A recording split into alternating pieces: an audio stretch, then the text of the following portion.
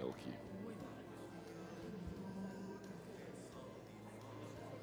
As hy. Perfect.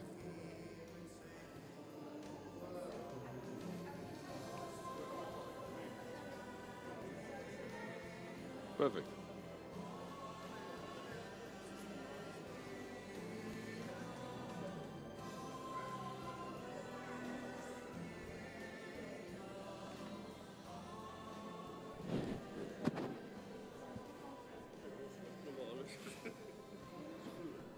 Ja, dit sal goed gaan. Waar is Marius?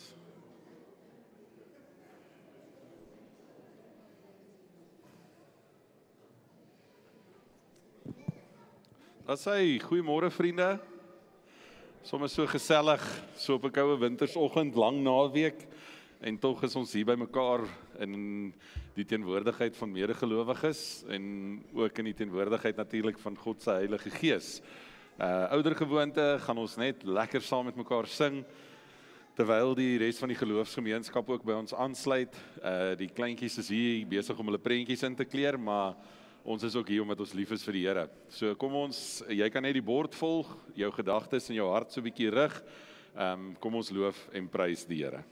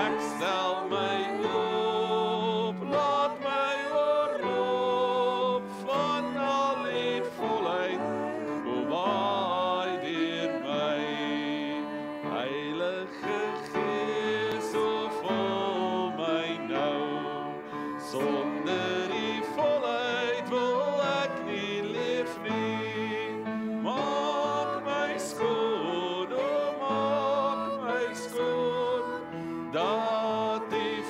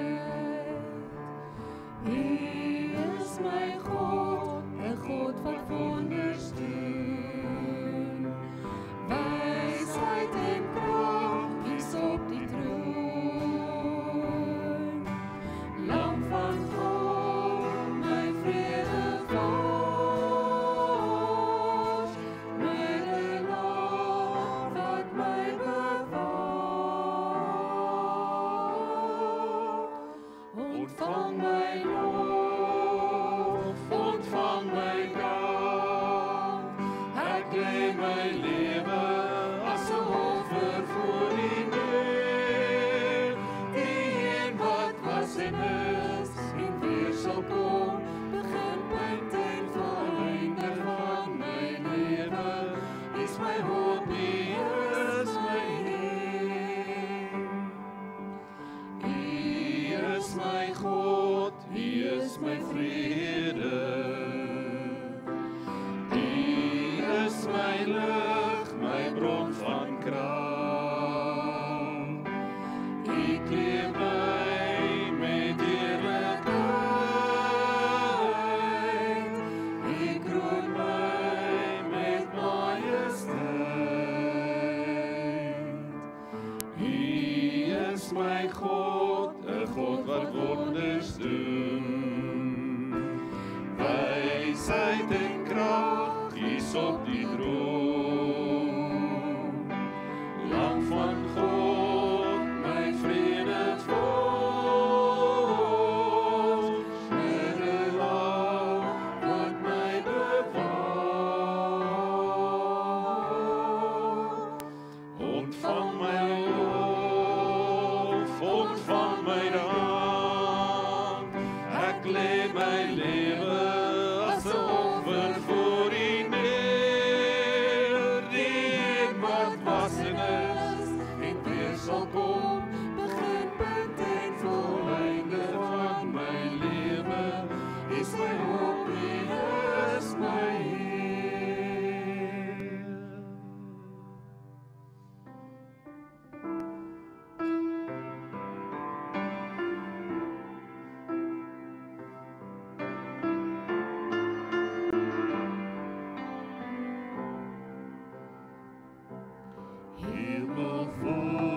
Hemelvader, ons aanbid U.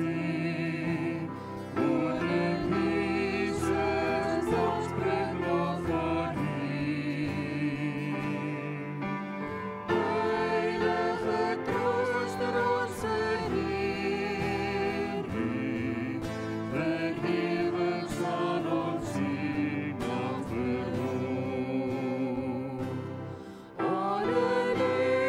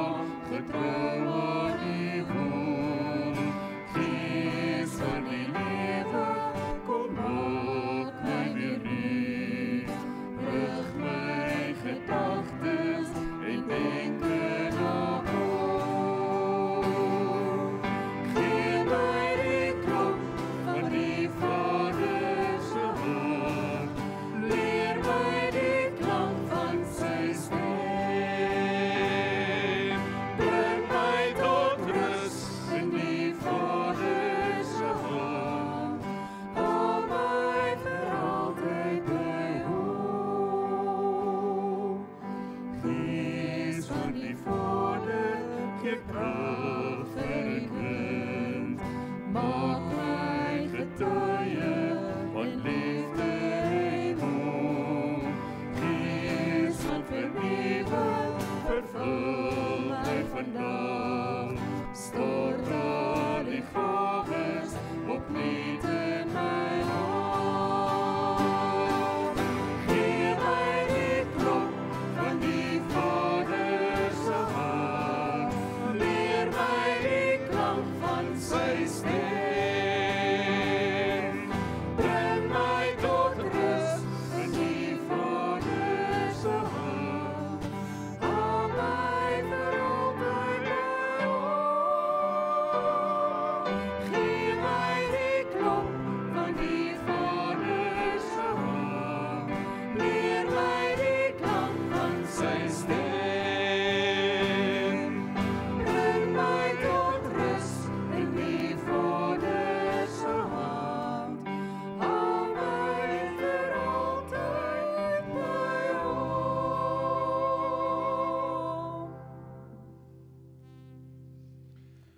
Kom ons staan saam op en dan gaan ons hierdie erediens ook begin wanneer ons bid tot die Here om ons geestelike oë ook oop te maak sodat ons hom kan sien, ervaar en dien.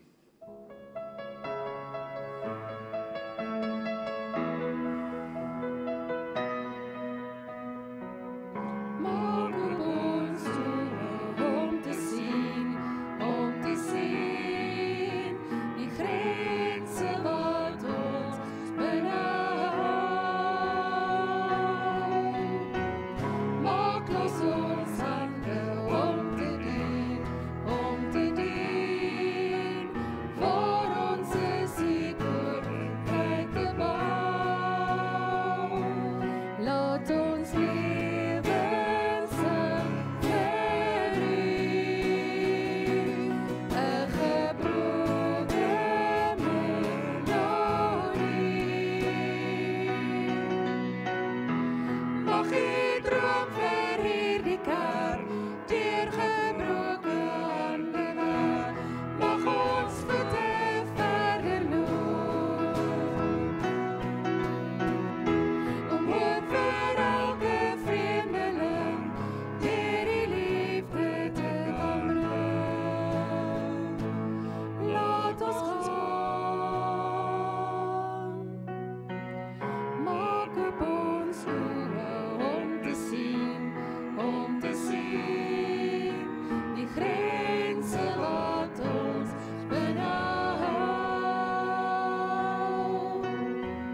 Maak los ons hande om te dien,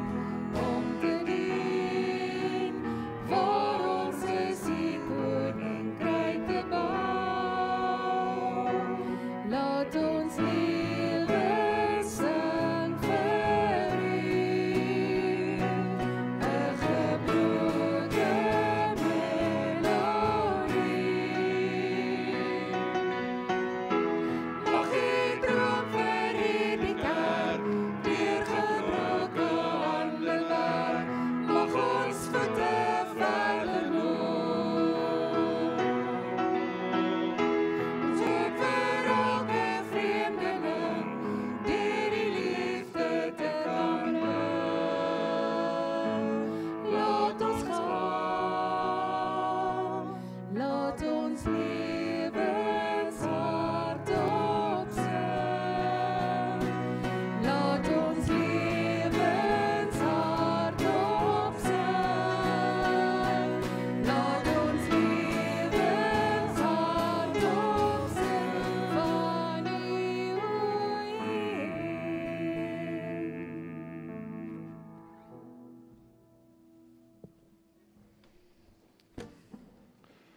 Amen. So. Goeiemôre almal. Oef, genigtig. Lyk vir my die winter het baie ernstig ons getref. Either dit of die paas was nie tevrede met hulle Vadersdag geskenke nie. Ek is daarom weer bly want ek is nou weer reg met my onderbroek en kouse voorraad vir die volgende 5 jaar. So sommer so by voorbaat vir my gesin dankie sê.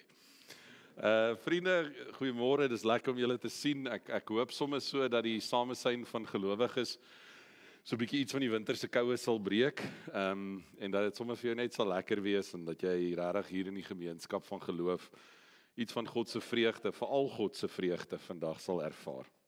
Ons het net 'n paar dinge wat ons mekaar weer aan herinner, by die administratiewe afkondigings. Daar is 'n paar belangrike dinge. Ons dankoffers vanoggend gee ons vir Feba Radio. Ons gemeente probeer regtig so by al die NPO's wat ook besig is met koninkrykswerk hand bysit. Feba is ons sendingvernoot, so dis die groep met wie ons hande vat om ook die evangelie in die wêreld in te neem. So as jy bietjie meer oor hulle wil weet, kyk asseblief na hulle webtuiste. Hulle is baie mooi wat hulle self daar in jou bekendstel, maar weet ook dis waarvoor ons vanoggend se kollekte wil allokeer.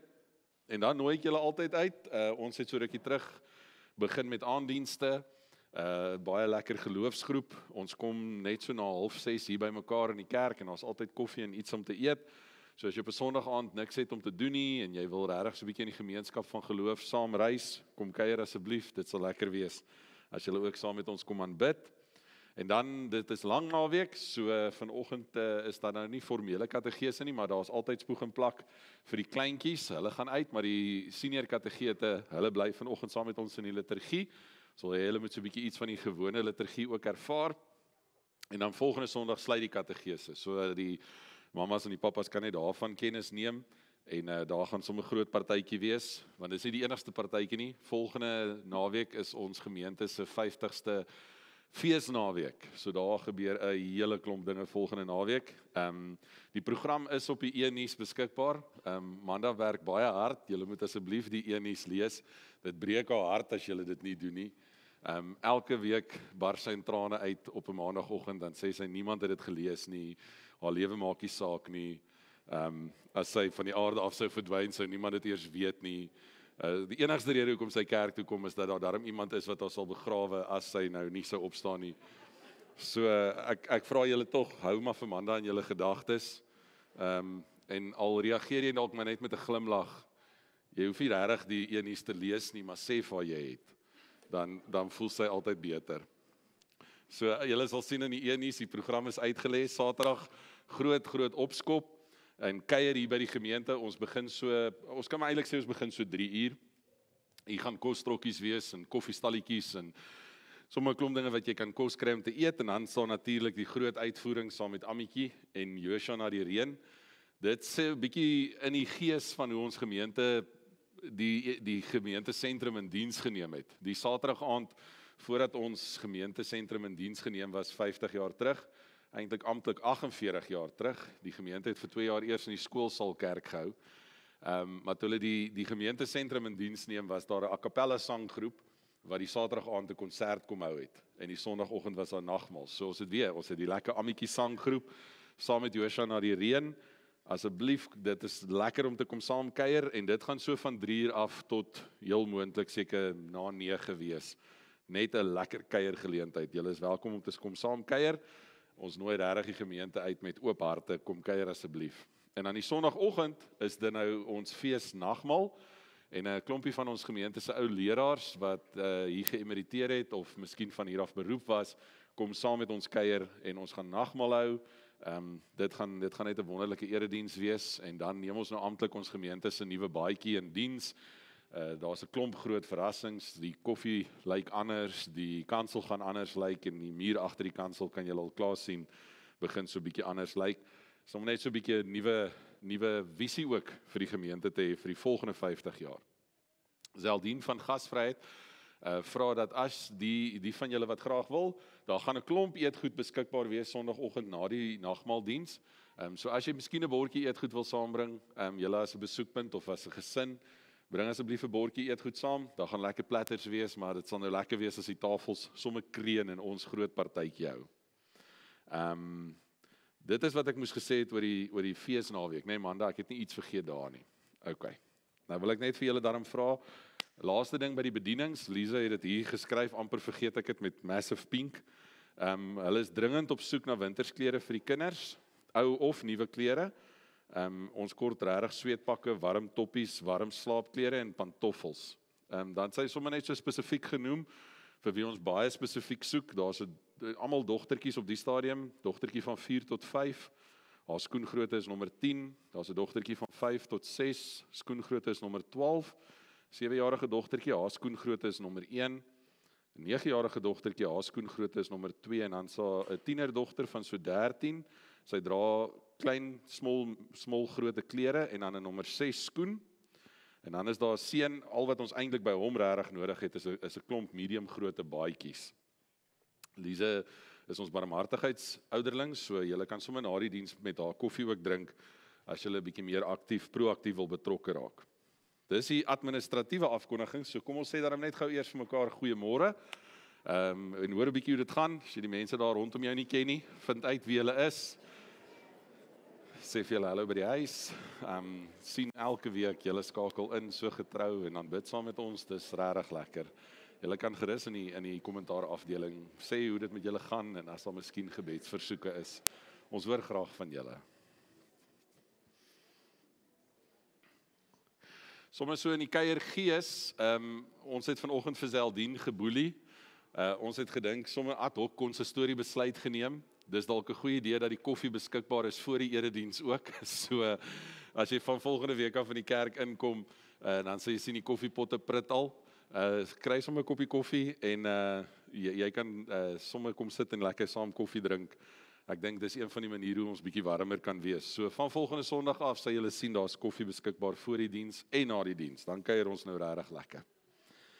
Dan as ons nou mekaar in die oë gekyk het en vir mekaar môre gesê het, is daar 'n klompie mense wat baie goeie nuus het. Vandag verjaar Stian De Tooy en Annetjie Posma. Ek het nie een van hulle gesien nie. Stian kom altyd saam met sy ouma hulle.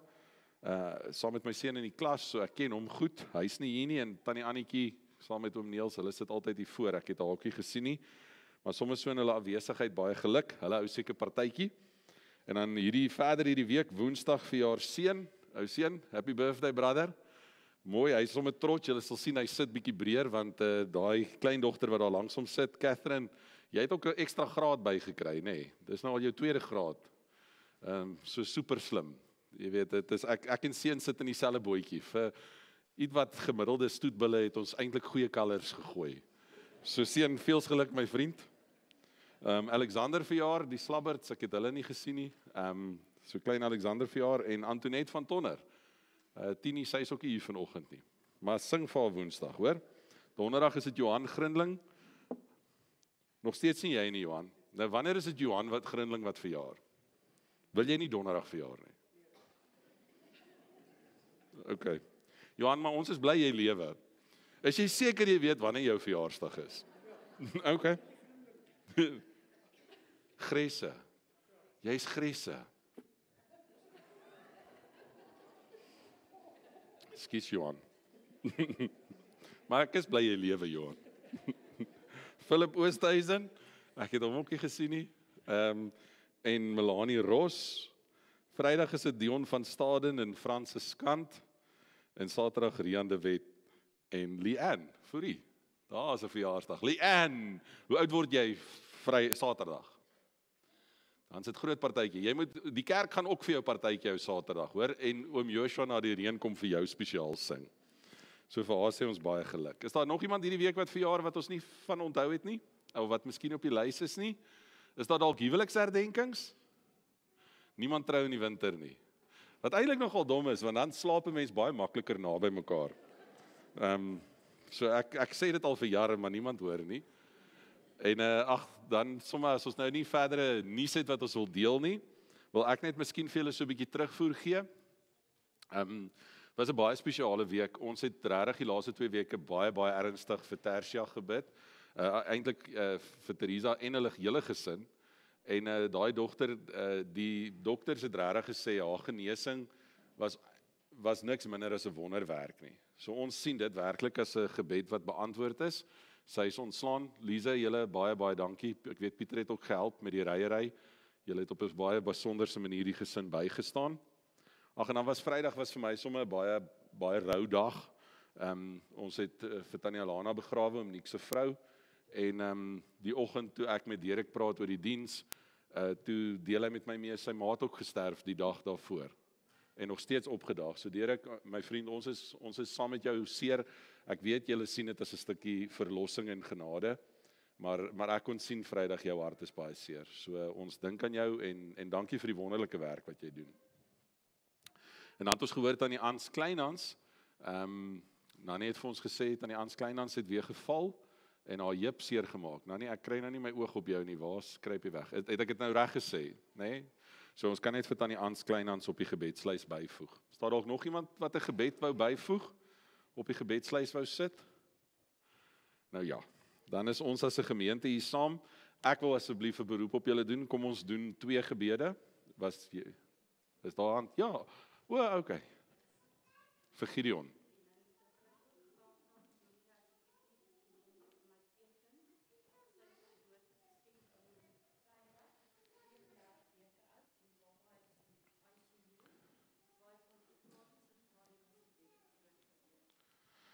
Wat is haar naam?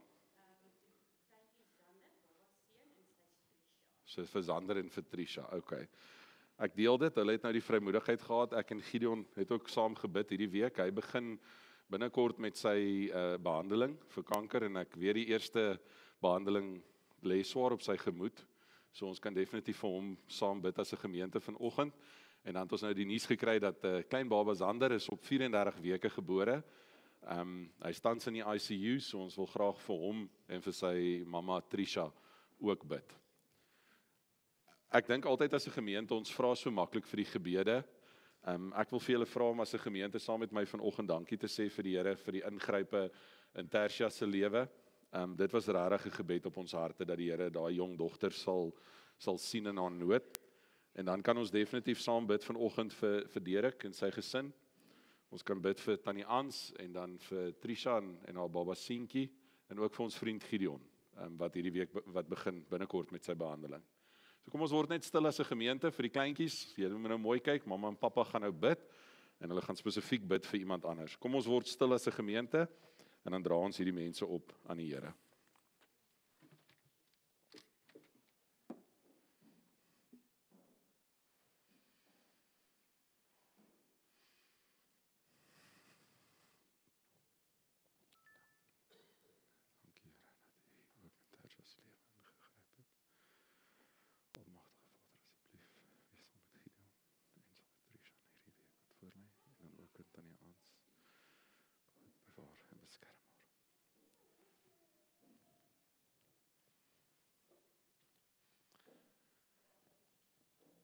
Die God wat die velde van Eden geskep het, vind vreugde in die skepping en ook in ons. God van eer en heerlikheid, God van genade en barmhartigheid. U naam word verhoog oor die hele aarde. Christus, wat in die strate van ons wêreld gestap het, het hoop aan alle mense gegee, ja ook vir ons. God van eer en heerlikheid, God van genade en barmhartigheid. U seun is die verlosser van die hele skepping. God se gees wat in ons harte woon, bring waarheid en vrede vir ons. God van eer en heerlikheid, God van genade en barmhartigheid. U liefde omvou elke oomblik van ons lewe. Genade, barmhartigheid en vrede vir jou wat tot God nader. Hy ontmoet ons deur die krag van sy gees en spreek ons vry deur die reddingsdade van sy seun. En daarop sê ons almal in ons harte saam, amen. Ons amen sê ons dan vanoggend met 'n loflied. Gewoonlik vat ek nie weer die gitaar nie, maar die lied speel so lekker. So ek wil jou uitnooi om saam met die sanggroep op te staan en dan met hierdie trinitariese lied te erken wie is die Here, Vader, Seun en Heilige Gees. Vader,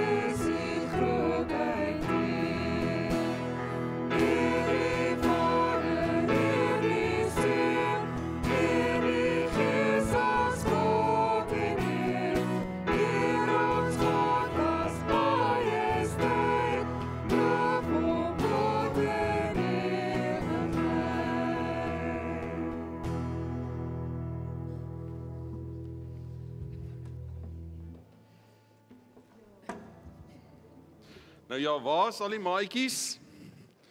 Ek weet dit is lang naweek, maar nie almal van ons kan see toe gaan of Wildtuin toe gaan nie. So baie van julle kom kuier hierso by my. Kom sit sommer hier. Ek het vir julle bankies gebring. Ek was bang julle boude kry koud op die sement.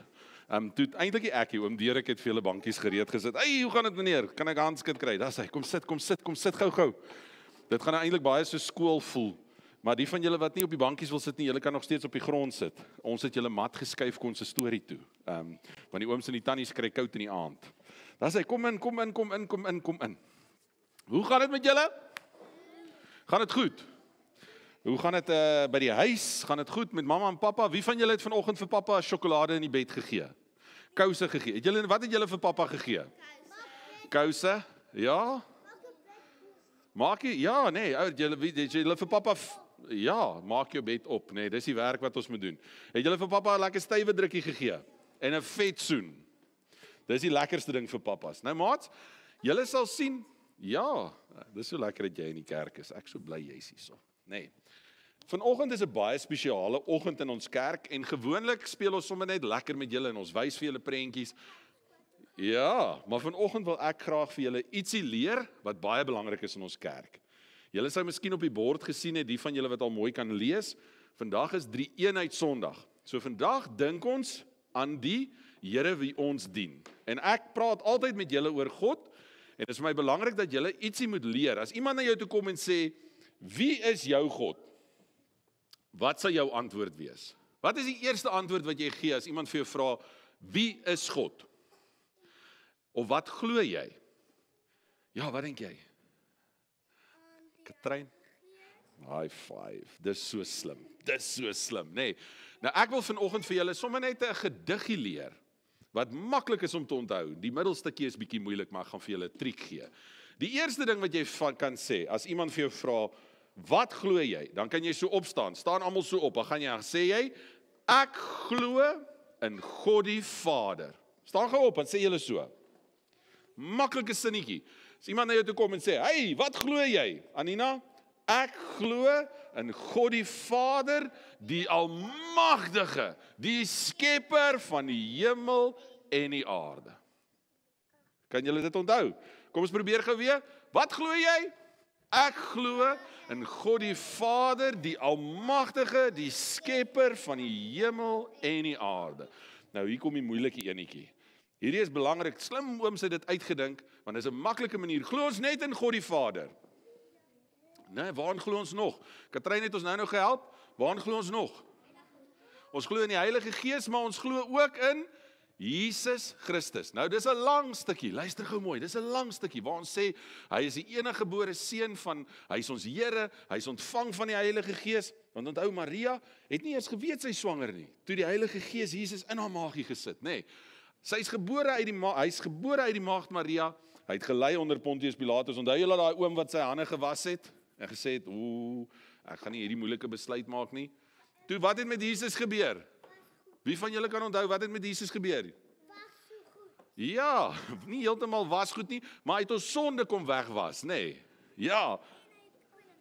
En hy het gesterf aan 'n kruis. Hy is begrawe, hy het ter helle neergedaal, maar wat op die 3de dag, die belangrikste ding, weer opgestaan het uit die dode.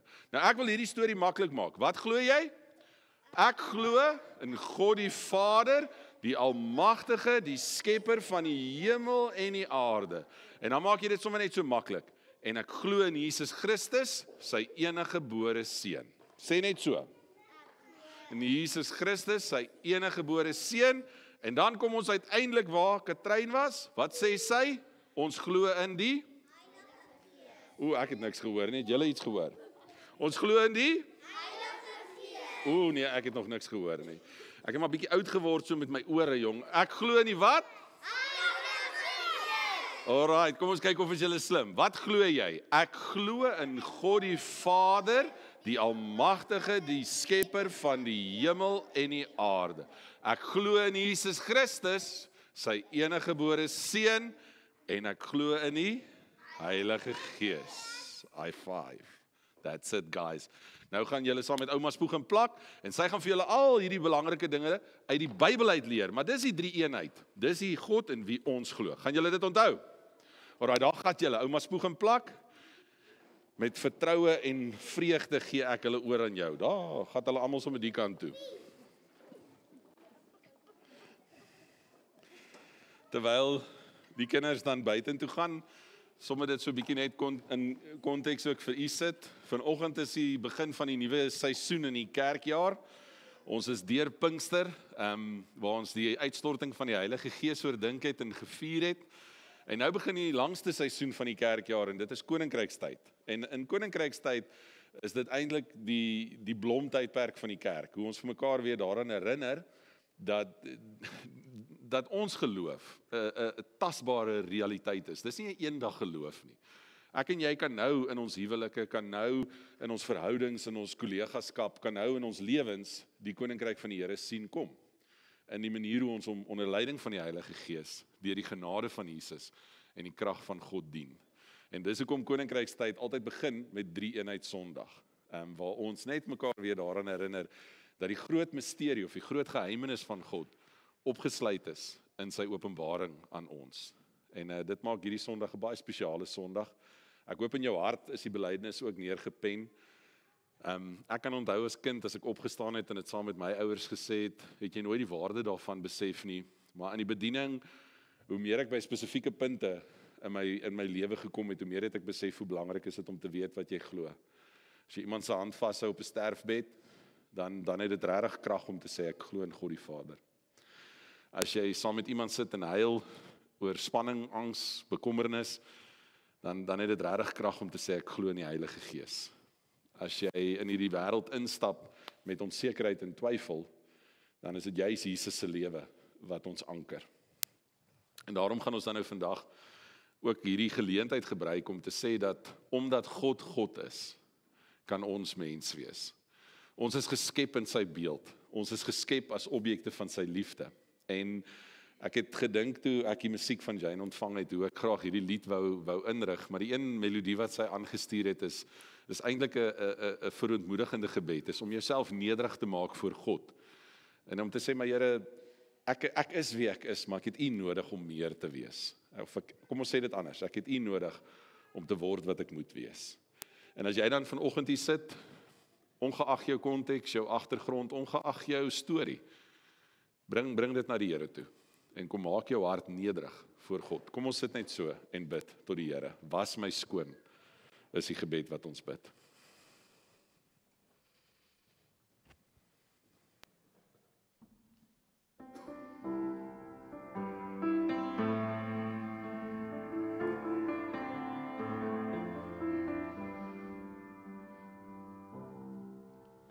Kom en reinig my, o Heer, week my sonde en skuld in die bloed van die seun. Ek staan skuldig voor die Heer, die verlore seun, kom vra 'n tweede kans.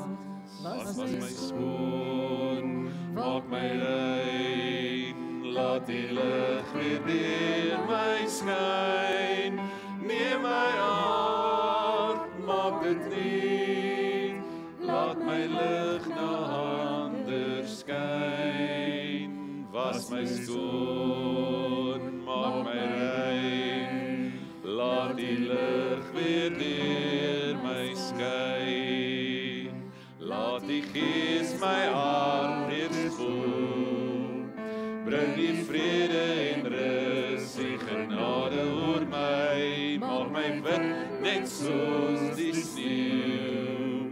Ek wil heilig leef, gewy aan U, my Heer. Was my skoon, maak my rein, laat die lig weer deur my skyn. Neem my hart, maak dit nuut, laat my lig na ander skyn. Was my skoon, maak my rein, laat die lig weer deur my skyn.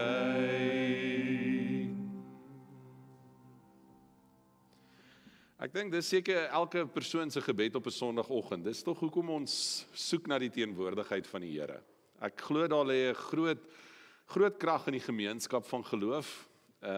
Ons is gemaak in verhouding, ons is geskep in die beeld van verhouding, en daarom soek ons assosiasie, soek ons koneksie, en op 'n Sondagoggend is dit lekker om die bekende gesigte te sien, die goeie vriende weet te kan groet, en sommer maar net te kan sê en te kan hoor hoe dit gaan, maar daar's iets meer as dit. Ons is nie 'n sosiale klub nie, ons is meer as dit, ons is die gemeenskap van geloof. En daarom as ons so by mekaar kom, dan soek ons ook na die teenwoordigheid van die Here. En word hierdie gebed dan waar? Here, verander iets in my. En dis wat dit so spesiaal maak, dat die kerk eintlik 'n ruimte is vir gebrokendheid. Ons is nie 'n klub van mense wat volmaak is en vir mekaar kom vertel hoe goed dit gegaan het nie, maar ons is eintlik 'n gemeenskap van geloof wat by mekaar eintlik kom deel, kom breek en in God ons nuwe krag en fokus vind. En daarom gaan dit miskien vir jou vreemd wees, maar ek gaan jou uitnooi om die woord van die Here vanoggend saam met my oop te maak in die boek Spreuke. Dis 'n boek waar daar uit min gelees word, is baie minder nog gepreek word, en ek kan vir julle eerlik sê as 'n teoloog, omdat ons eintlik so 'n bietjie bang en versigtig daarvoor is, want ons weet nie noodwendig altyd waar dit vandaan kom en wie dit geskryf en wat was die konteks of die bedoeling nie, en dit is hoekom dit so 'n bietjie moeilik is om 'n hermeneutiese brug te bou. As jy nie presies weet van wie af dit kom en vir wie dit bedoel was nie, dan is dit regtig nogal 'n uitdaging om die bedoeling daarvan te bepaal. En wat dit regtig nog meer so interessant maak is, as mense dan nou spesifiek praat oor die drie-eenheid, die Gees, die Seun en die Vader, dan is dit baie uniek om dit uit die Ou Testament te probeer bedink, want ons ontmoet mos nou eintlik vir Jesus in die Nuwe Testament, en ons ontvang die Heilige Gees daar. En ek was nogal bietjie skepties en bang toe ek gesien het die preekrooster of die leesrooster stel Spreuke voor, maar ek kan vir julle sê, hierdie week was sommer vir my ook 'n wonderlike Bybelse reis, en ek hoop iets van my vreugde wat ek daarin gevind het, is ook iets wat jy vanoggend in kan deel, en wat ook vir jou sal waarde hê. Die woord epiklese is eintlik dan 'n gebed om voorbereiding. Dis 'n belydenis. Ons sê vir mekaar, God se woord is heilig. Hierdie boek wat ons nou gaan oopmaak, het ongelooflike krag, en ons vra dat die Heilige Gees in God ons gereed maak om dit te ontvang. So as jy saam met my in die woord van die Here wil gaan reis en soek na waarheid, dan vra ek jou, word vir 'n oomblik stil, en dan bid ons hierdie gebed saam met mekaar. God van vreugde, u wysheid sing u woord. By die kruispaaie waar menslikheid en goddelikheid ontmoet. U nooi ons in u vreugdevolle wese, waar u elke begin, alle onderhouding, elke verlossing ken en daarin geken word, sodat ons u eenheid kan beliggaam in die uiteenlopende bedieninge wat u aan ons toevertrou. Werklik, u drie-enige majesteit kan weerspieël word in die geloof wat ons doen, in die hoop wat nooit teleurstel nie, en in die liefde wat volhard. Amen. Ek gaan vandag baie kortliks met julle gesels. Dis 'n baie interessante teks, en ek het lank gedink oor hoe kan 'n mens nou die navorsing, maar ook die bedoeling van hierdie teks op 'n mooi manier kommunikeer, en ek dink die maklikste manier is eintlik net in gesprek. En ek het so 3 temas gekies waaronder ek graag Spreuke 8 vandag met julle wil deel, en ek nooi julle uit om met die Bybel oop te sit, maar ek gaan ook die woorde op die bord hê, so julle sal die hele tyd sien waarmee ek besig is, en hopelik dit wat ek gevind het ook saam met my oordink en ervaar. Ons gaan dan nou vandag 2 gedeeltes lees, Spreuke 8 vers 1 tot 4, en dan later weer in dieselfde hoofstuk vers 22. Die rede hoekom ons die groter deel uitlos, en ek wil graag u aanmoedig om dit by die huis asseblief te gaan lees, is omdat daai gedeelte eintlik maar net verder uitbou oor wat Spreuke 1 tot 4 sê. En wat mooi is hier, Spreuke 1 tot 4, Spreuke 8 vers 1 tot 4, stel ons amper bekend aan 'n vrou. En dis hoekom die eerste opskrif wat ek vanoggend bietjie oor wil dink, is toe hulle dit op die bord sien, toe die sanggroep gedink, ons gaan vanoggend 'n Steve Hofmeyr lied sing. Maar Steve Hofmeyr het nie hierdie gesegde uitgedink nie, dis 'n ding wat al jare lank kom, waar daar eintlik die gesegde was, dat agter elke suksesvolle man, is daar 'n vrou, wat maar eintlik die anker en die fondasie is van alles wat gebeur. En een van die lekker dinge wat ek hierdie week ontdek het, was so 'n bietjie iets oor die geslagte in die woord van God. Ek weet in 'n wêreld waar mense nou baie oor geslagsgelykheid praat en eintlik die rol of die posisie van die vrou ook wil herstel, vind baie mense die terminologie in die Bybel ongemaklik. Vandag is Vadersdag. En een van die interessante goed wat ek al vroeg in die bediening ontdek het, was as iemand teenoor my sit of as iemand in berading by my kom sit en vir my sê, weet jy wat Van Wyk, dis vir my moeilik om tot God te bid as 'n vader, omdat my aardse vader my teleurgestel het. En wat vir my nogal in die bediening meer as een keer al gekonfronteer het, is die feit dat dit is so 'n bietjie van 'n kwelpunt in die Bybel, hierdie geslag wat ons aan God toeskryf, God as vader, God as manlike figuur, omdat ons as vader en omdat ons as mans eintlik baie keer so bitter teleurstellend is, maak dit nogal vir baie mense moeilik om met God te assosieer of tot God te bid in hierdie vaderlike eienskap of kenmerk van hom. En dan was my teologiese of my Bybelse antwoord was dan nou maar altyd om vir mense te sê, okay, maar onthou nou, God is groter as geslag, nê? En God het eintlik dan ook geslag verwek en gevorm. En soos met alle dinge in die Bybel, wanneer God homself openbaar hy homself in die volmaakte entiteit.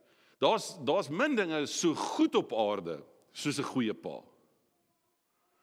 Soos wat daar sekerlik ook maar min dinge so sleg is op aarde soos 'n slegte pa. Maar die lekker ding vir my in Spreuke wat ek hierdie week, maar ek het dit al geweet, maar ek het dit hierdie week net weer ontdek, is dat hierdie stryd met geslag en die toeskryf tot geslag in die Bybel eintlik mooi beantwoord kan word, want dit is nie net in die manlikheid wat God beskryf word nie. Jy gaan sien, hierdie gedeelte wat ons vandag gaan lees in Spreuke, stel wysheid voor in die vroulike vorm. Wysheid word gekenmerk of geken en geopenbaar as 'n vrou. En nou weet ek die vroue gaan nou baie dit geniet. Jy weet, jy kan absoluut Bybels korrek wees as jy vanmiddag huis toe gaan en vir jou man sê, daar is nie so iets soos 'n wyse man nie. In die Bybel is wysheid altyd vroulik. Nou julle kan dit doen, dis Bybels korrek. Hannes sal ook vir julle sê dis teologies verantwoordelik. Maar dan wil ek julle nou net so 'n bietjie waarsku ook, die ander teendeel van die munt is ook waar, dwaasheid is ook 'n vrou. Die taal in die Bybel help ons nie noodwendig altyd daarmee nie. So ja, dis net vroue wat kan wys wees, maar dan vir die manne, dan kan jy antwoord, dis ook net vroue wat kan dwaas wees. So jy het daarom so teologiese ietsie. Maar wat vir my lekker is, die eerste lekker ding wat ek ontdek het, is as jy jou eksegese gaan doen, en as jy gaan probeer uitvind waar kom Spreuke vandaan, en spesifiek hierdie eerste 8-9 hoofstukke in Spreuke, waarvoor was dit gebruik, dan wil dit vir ons lyk, asof dit amper die tempeldiens se kategese materiaal was. En dis baie belangrik om net gou die konteks te verstaan. Onthou, in 'n patriargale stelsel waar mans regeer het, en asseblief, dit was nooit God se plan nie, ons weet dit mos, ons het God se plan in Genesis gesien. Die openbaring waar man en vrou as gelyke saam die koninkryk of die wêreld moes regeer het, dit was God se oerplan. Maar iewers in die Ou Testament het hierdie dinge bietjie verdraaid geraak en was die paas, die patriargaal, hierdie regeerders van hulle huis en hulle gesinne. En daarom, as jy na die tempel toe gegaan het, was dit 'n manlike ruimte. Die vrouens moes agter staan. Die manne was die groot rolspelers en dit was die seuns van Israel wat geskool was in die geloof. En ons vermoed dat hierdie gedeelte, Spreuke 1, hoofstuk 1 tot omtrent hoofstuk 9, gebruik was om die jong seuns van Israel toe te rus. Soos ons vanoggend ons kinders hier uitgestuur het, om te leer van God, glo ons was hierdie gedeeltes gebruik, veral na die ballingskap, om die seuns van Israel te leer, nie net oor God nie, maar te leer oor hulle plek in die wêreld. En dit maak dit nou nogal interessant. Want as jy dan kyk hoe Spreuke geslag sien, dan kom ons nogal eintlik agter dat selfs in die Ou Testament vind ons iets van 'n terughinkering na die status van die vrou. En ek weet dit is nou vreemd om hieroor te praat, want dit is Vadersdag, maar ek wil begin deur 'n stelling te maak dat ek dink mans eers hulle ware self kan wees en word as ons op 'n plek kom in die samelewing waar vrouens ook weer hulle ware self ontdek. Kom ek stel julle voor. aan 'n besonderse vrou in Spreuke 8 vers 1. Dit is wysheid self wat roep. En net vir die mooi, in die Hebreëus kan jy dadelik sien, want die Hebreëus in al hulle woorde skryf hulle geslag toe. So jy kan dadelik sien dis 'n vrou. Dit is insig wat haar stem laat hoor. Op die hoogtes langs die pad, by die kruispaaie gaan sy staan.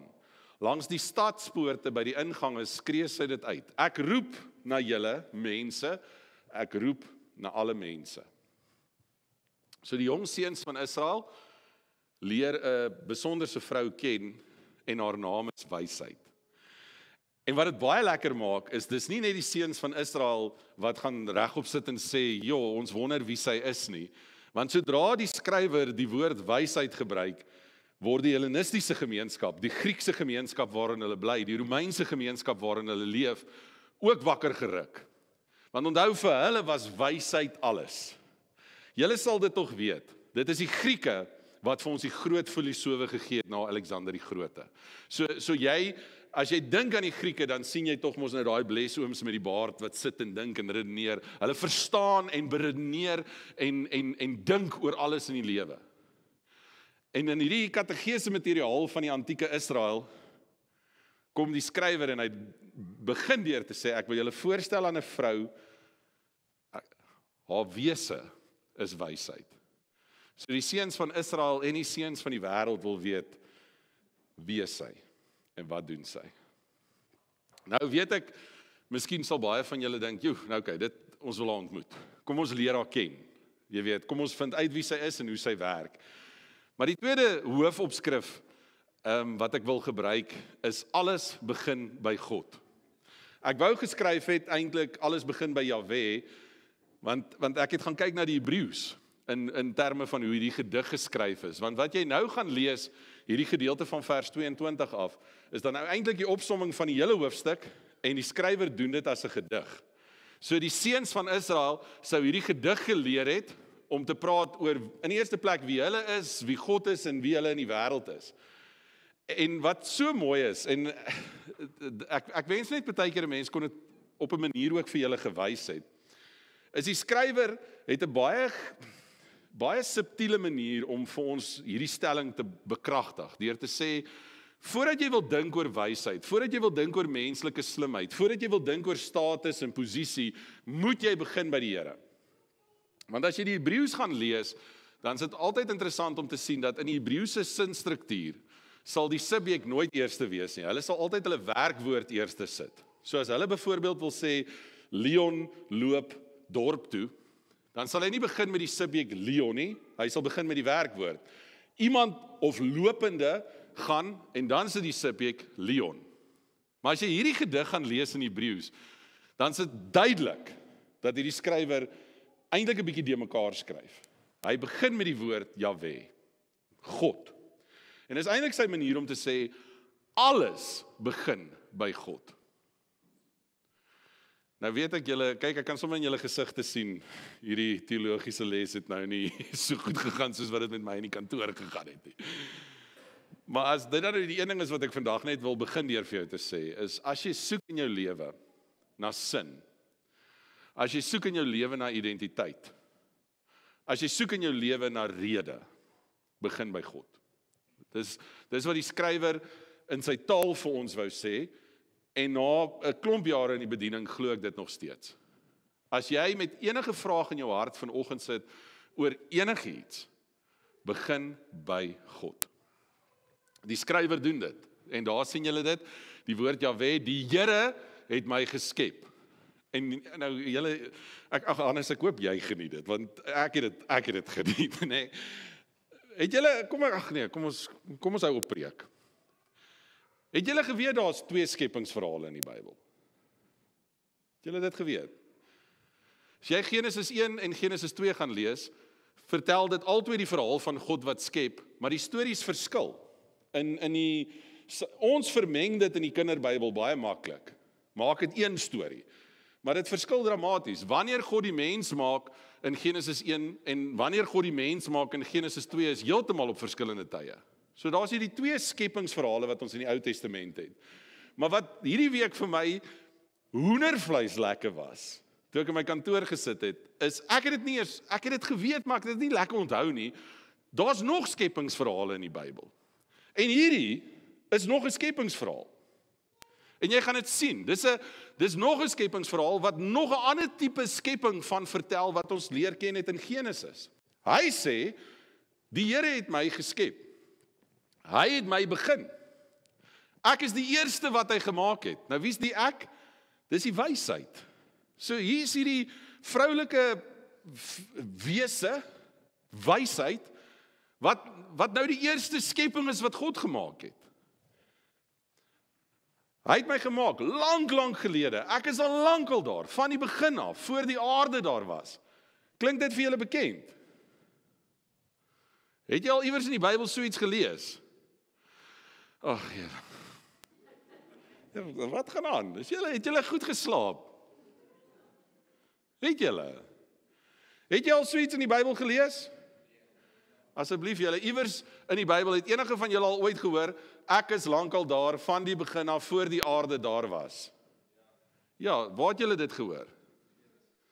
Oor wie? Die Heilige Gees, die Gees van God het oor die gewelf gesweef, maar Jesus sê ook in Johannes, ek was daar van die begin af, nog voor die wêreld tot stand gekom het. En vir teoloë is hierdie hoendervleis goed, want ewe skielik het ons hierdie gedig in Spreuke, wat later in Kolossense, maar ook in Genesis geëcho word. Het is amper soos of die skrywer na ons toe kom en sê, Gees van God, maar ook Jesus is wysheid, en wysheid is God. Ons leer in die woord dat dit begin met die dien van die Here.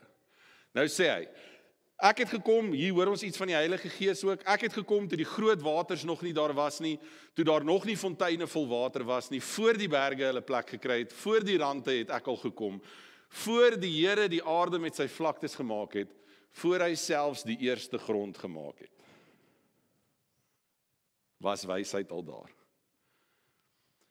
Nou weet ek weet jy gaan nou daar sit en vir my sê, waarom is hierdie ou nou besig? Wat wil hy nou vir my sê? Maar wat ek hoop met jou gebeur, wat met my gebeur het, is om net 'n paar goed in die eerste plek te besef, is hoe vinnig ons vanuit 'n menslike standpunt die woord wil interpreteer. Ons wil nog sit en beklei oor geslag, en ons wil nog sit en beklei oor die historiese korrektheid, en ons wil nog sit en beklei oor die wetenskap, ons wil al hierdie goed verstaan.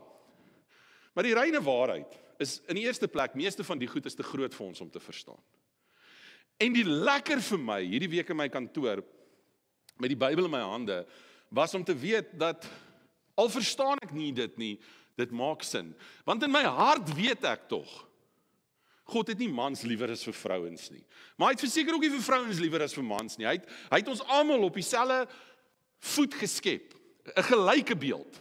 En dit is vir my lekker om te hoor dat daar ook 'n vrou by die skepping betrokke was. Inteendeel, as ek na die skepping kyk, dan wil iets vir my sê, daar moes 'n vrou betrokke gewees het.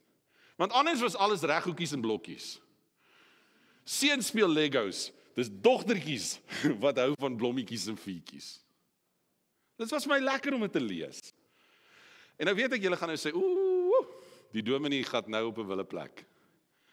Maar dan wil ek vir jou my derde standpunt gee. God werk anders. Weet jy, as jy Genesis 1 gaan lees by die skepping, en as jy Genesis 2 gaan lees, dis alles so sistematies. Jy weet, op die eerste dag, op die tweede dag, jy weet, en later in Genesis, ek dink is net 'n man wat kan dink dat God ons uit klei uit moes maak. Want ons speel met klei. Maar hoor gou hierdie skepping, waar wysheid betrokke was. Ek, sê wysheid, was daar toe hy die hemelgewelf opgerig het. Toe hy die horison oor die see afgemerk het. Toe hy die wolke daarbo gesit het. Die fonteine onder die diep water laat uitborrel het.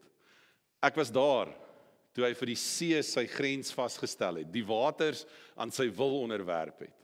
Toe hy die fondamente van die aarde afgesteek het.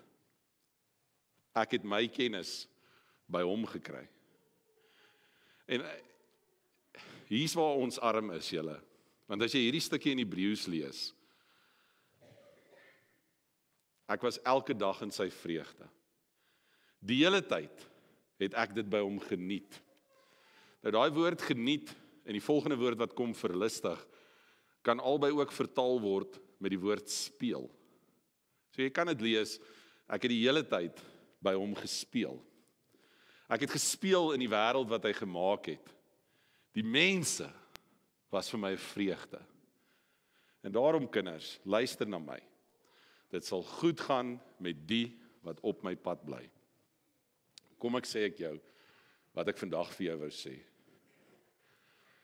Ons lees ons verhouding met God so baie male as hierdie rigiede, wetlike stel reëls, maatreëls, wette, beginsels, verpligtinge, moete en moenies.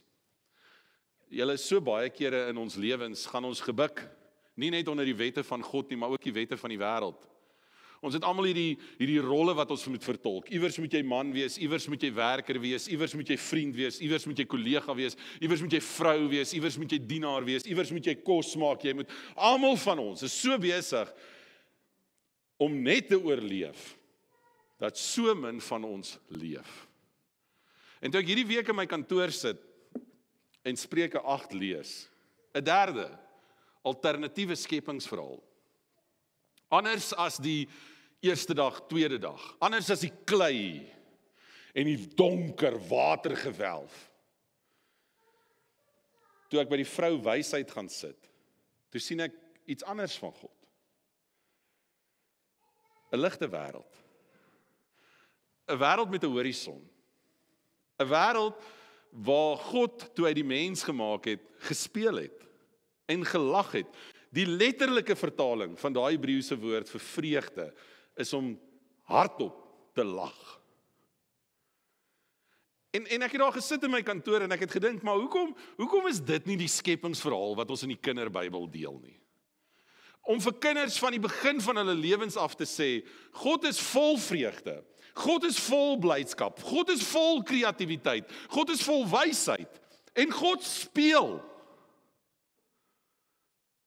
Ek het hierdie week gesit met 'n kliniese sielkundige en ons het 'n baie interessante boek bespreek, waar hy vir my gesê het, hulle is besig met navorsing in Europa op hierdie stadium, waar hulle letterlik spelterapie met volwassenes toepas. Waar as 'n man en 'n vrou met 'n gebroke huwelik by hulle kom sit, dan ruk die terapeut 'n pop en 'n action hero uit en sê, goed, speel bietjie met mekaar. Waar hulle vir CEO's van multimiljoen-randse maatskappye 'n bak vol karretjies gee en sê, speel 'n bietjie, laat ons sien wat gaan in jou aan.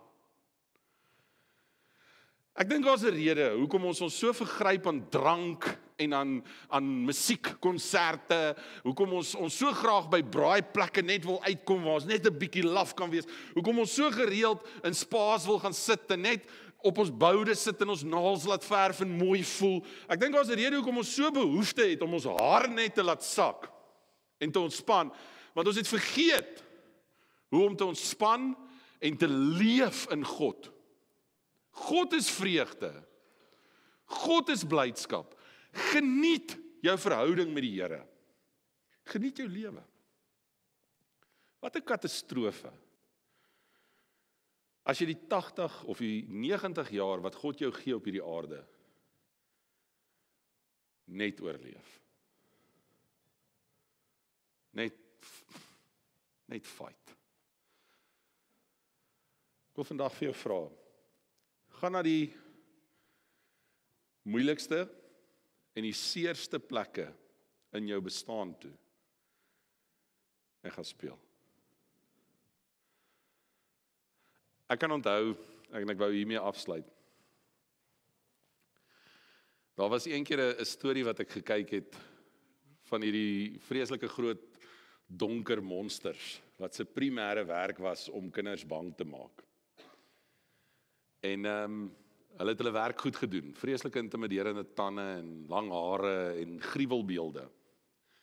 En dan in die middel van hierdie storie waar hierdie drogfigure kinders die hele tyd moet bang maak en laat gil, is daar hierdie toneel van 'n klein baba dogtertjie wat nog te dom is om bang te wees. Sy verstaan nog nie van vrees nie. En dan kom hierdie drogbeeld op haar af en hy brul in haar teenwoordigheid in. En dan kyk sy met hierdie groot oogies op en dit blink en dan bars sy uit van die lag. En dan weet hierdie bose ding nie wat om te doen nie. Want nou kan hy haar nie intimideer nie. Nou kan hy haar nie bang maak nie. Ek wonder of die grootste leuen van die bose nie juist dit was nie. Dat ons eintlik in die eerste plek gebore is om te suffer en in die tweede plek moet fight vir alles. Is die lewe regtig so erg, julle? Is ons regtig so stikkend? Ja, jou budget klop nie. Lag vir dit. Wat gaan jy doen? Ja, jou man bederf jou nie soos hy moet nie. Steek vir hom tong uit. Ja, jou mislike kollega het alweer geskinder. Trek vir haar gesig. Ek wonder wat sal gebeur as ons begin lag en dans in ons geloof. Dis iets wat ek hierdie week in my kantoor gekry het. Anine het dit nie geniet toe ek vir haar tong uitsteek hier. Wat ek het 'n tweede keer doen, toe lag sy maar saam. Almagtige Vader, ons is moeg. Ons is moeg om groot mense te wees. Ons kry dit nie reg nie. Ons probeer met al ons skynheiligheid en ons frontvoorhouerheid maak asof ons survive. En hoe harder ons lieg vir mekaar, hoe harder lieg ons nog vir onsself. Ons wil groot karre ry en in mooi huise bly, ons wil alles in beheer hê. Ons wil okay wees.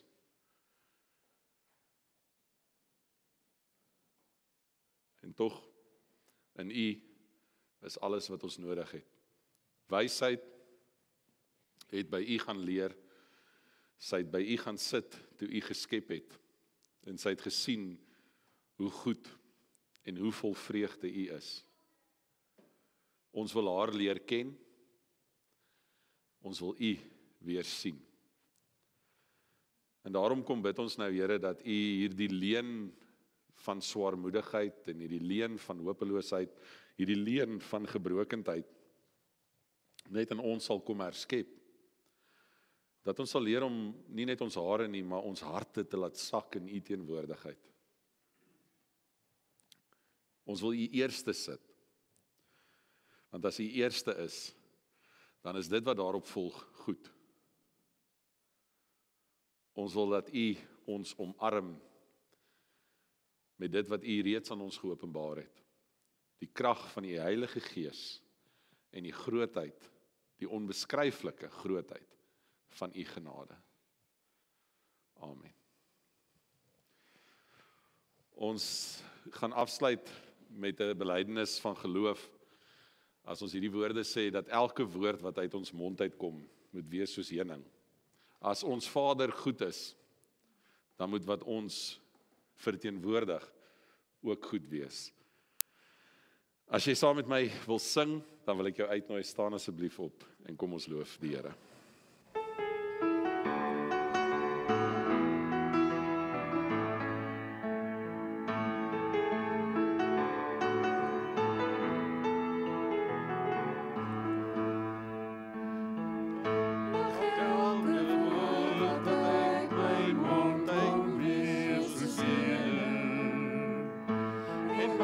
Gedagtes uit my hart weer soos die môre dag.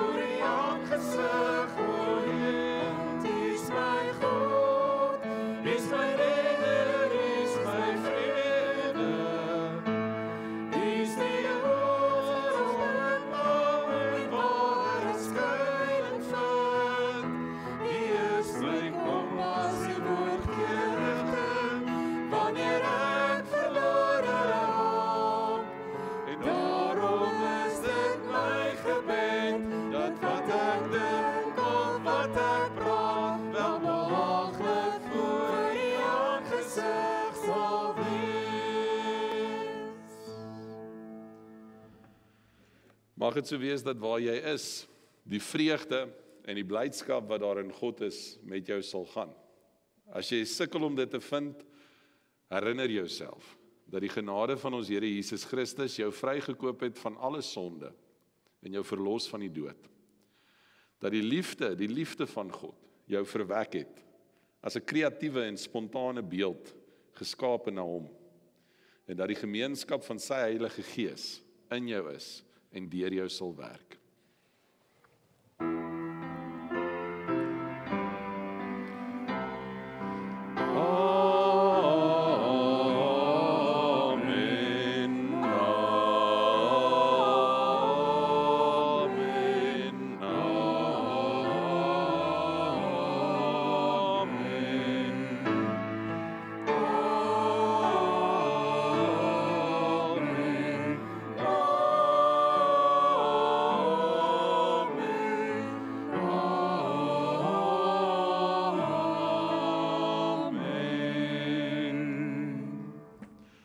Nou kan ons koffie kry, gaan drink asseblief en kuier as gemeenskap van geloof.